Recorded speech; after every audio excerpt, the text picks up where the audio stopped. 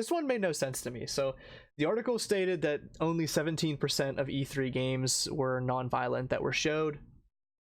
So they said of the 239 games featured at E3, only 41 can be considered non-violent. And how they did this, they deemed any violent action by and around the player to be violent, and they also included cartoon violence counted in this analysis. Like I said, I just think that this article was very useless. I think that it was like an attempt to prove the point that games are too violent, but there's no comparison to how violent games on the current market are, how violent they've been in the past, and there's also no ranking for how violent something is, like a Mortal Kombat versus a Super Smash Brothers, right? There are very varying tiers of violence here that are just not addressed. So I just don't know what this article was. Whoever wrote this, it's trash. But what I really wanted to bring this up for was that my argument is that isn't this mainly what video games were created for in the first place? Not to be violent, and not that there has to be violence. That's not my point, but it allows people to get out of the real world, live out their fantasies, and have a competitive spirit in the digital world, rather than having violence and letting some of their more maybe some of their aggression out in the real world. I mean, isn't that like the point of what this medium is? Yeah. Or am I off base here? No, yeah, certainly. You're right. I mean, look at John Wick. I mean that's just another form of media, and everybody eats that shit up. And I mean, it's violent. People. Not just per se because it is violent, but it's like entertaining. Where's the entertainment at? It happens to be maybe on the little more violent side. It's a little bit more. You could say it's more removed from your average. Your day to day life. Most people are like going out working 8 hours and coming home. It's not like John Wick's life or like something like Grand Theft Auto or like, people are getting like shot up and stealing stuff all the time in front of you. It's not terribly exciting. So, this is exciting. And if, what 83% of the games are violent and that's entertaining, like isn't that a good thing for us that we're just doing it on the internet or in the safety of your own home?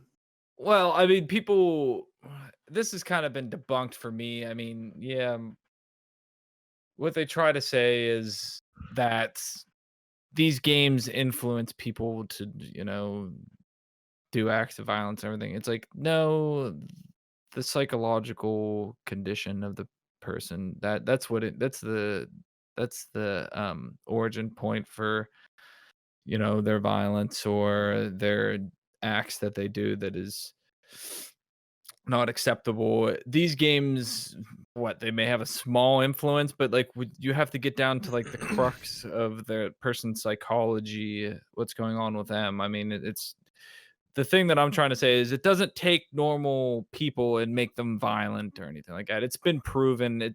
I don't even know why people talk about this anymore. It's like, I think not only has that been proven, I think it's actually like the flip side of the art. I think it's actually 180 degrees in the other direction.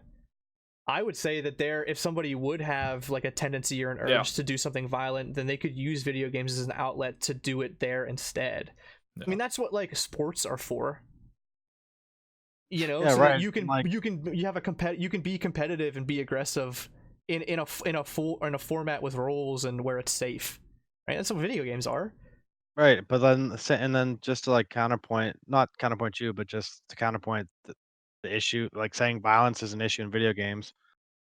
Okay, then why isn't violence an issue in movies or whatever other form of media? Why is it only video games? Like, I don't know. It just seems it seems like video games get targeted a lot lately with the gaming disorder and fucking just like. That is a good point. I mean, I just saw John Wick. Like, literally, Keanu Reeves is shooting people with a gun and throwing knives at them. But I mean, we all love him, and like, so does the gaming industry, apparently too. But like, that's an actual person. That's really interesting. Wait, why do you even? Right. Why do you even have to? It's not even what this article is saying, because I'm not sure. I do kind of want to bash on this guy. Apparently, he's the numbers guy at GameBiz. Like, all his articles are like, or GameIndustry.biz are like numbers based. But This is like Ah! this is like sixth grade Yeah, level shit. what's the Yeah, it's analysis? That's what stupid. I'm It's so saying. stupid.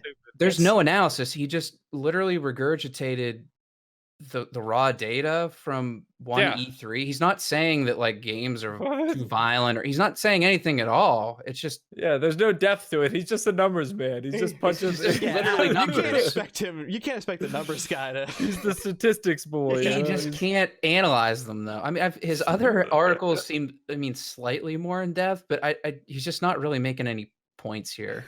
He does. They offhandedly get to it like, oh, you know, so and so did a good job because they didn't have very many violent titles this year. So like he was applauding people for not being violent. I guess that's what their, you know, what his angle is. But this is some like Bush League There's just kind of. this- Would you pay somebody? I mean, I've read the whole article. I would. I mean, you just take a guess, like how much this guy got paid for, you know, video game journalist for something like this. Do you think he got paid to write this? It's insanity. Has it always been like this, or is like what is up with this new shit where I mean it's new to me where like no one follows any like rules or anything like that. They're just like no violence. We want more violence. No Well, really, sex. all this Like, was, no bouncy boobies. yeah, it's the Oh, but, title. it's don't objectify the women. Yeah, but it's the title. Yeah, it's the title. It's of the the title article. of the article. It doesn't matter Yeah, what the hell yeah. else it says, but this implies that, you know, there's not enough non-violent games, and that's all you need to know because he's not going to tell you anything. yeah. It's just Well, crazy. And I think it also comes to, I think what I was saying a while ago is that the video game industry is so big that now everybody feels like they have to have like an opinion on what products are coming out. And Yep. I'm actually really worried about the future of games for the main topic that we discussed, with the products being watered down and like them taking financial advantage of a lot of the consumers. And it's probably going to keep happening to an even worse degree. But then you also have this stuff with like the mental illness, and you have, oh, like no sex, no violence, like nobody wants like any actual enjoyment in the games. So like what do we get at the end of, like what product are we going to get in 10 years? Maybe just Well, Animal it's Crossing, but then David would be happy oh, with- I'm fine with that. I heard you guys talking. I heard McNeil asked if on the last podcast about Animal Crossing or Harvest Moon. I'd say Harvest Moon. Wow. Bitches. What Oh, a stance. But anyway, I mean, I don't know if you guys want to comment on what I was saying or not, and not to be like all doom and gloom, because we do try to stay positive, but like I really see like a lot of trends going in a direction that are not good for the consumer, at least not Yeah. us. You're totally right. Everything's trending towards like what's low effort and like catchy and buzzword, and like look at Twitter. You can only have so many characters in there. It's not about like, I don't know, like we were saying before, like an informed decision or anything like that. It's just, I don't know, pushing out like a catchy game title, whether it's, we were talking like, you know, Zelda or Final Fantasy or whatever, just whatever can grab people's attention and hold on to it long enough that, you know, you get that click or you get that dollar from them. Like that's all that matters right now, and it's definitely just going to keep going in that direction. yeah. I my stance on it is optimism, boys. Keep the positive energy flowing. I think that this is just going to be for a period of time. I think it may be for a long time, maybe you know, our 100 life, years, 200 years. our lifetime, but eventually the truth will shine through. Mm-hmm. Honesty will envelop all of us, and we'll ride off into the sunset with our good stories and in-depth things. Yeah, I mean, I want to be positive about it, obviously. I mean, I'd love for it to not happen. I'm just trying to be like a realist and just look at like the. And I'm I'm not- just trying to be like this games industry guy and just look at the anytime data. that I say, anytime that I say like Just look at the numbers, my Ben. It's too positive violent. energy, Look at the Spiel numbers. Matt comes back and he's like, "Shut up! I'm positive too. You know that." Well, I just don't want to be too positive and I don't No, I'm overlook the issues. Well, no, like I said, I just think that this is bad times.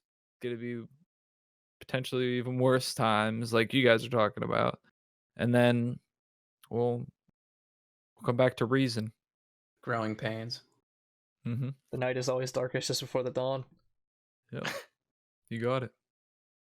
All right, let's wrap there. No, that was good. I think that was a good conversation. I forget what we even said half the time. I was like really into it. But thanks for coming on. I appreciate it. It was a lot of fun. Thank you very much for listening as well. We really, really appreciate it. Leave us some feedback. We'd love to hear what you think. And check us out on iTunes, Spotify. We put the podcast there, and we're all on Twitter as well. And mainly we're on YouTube, where we put the podcast and also some of our other gaming videos. So thanks again, and hopefully we'll see you next week.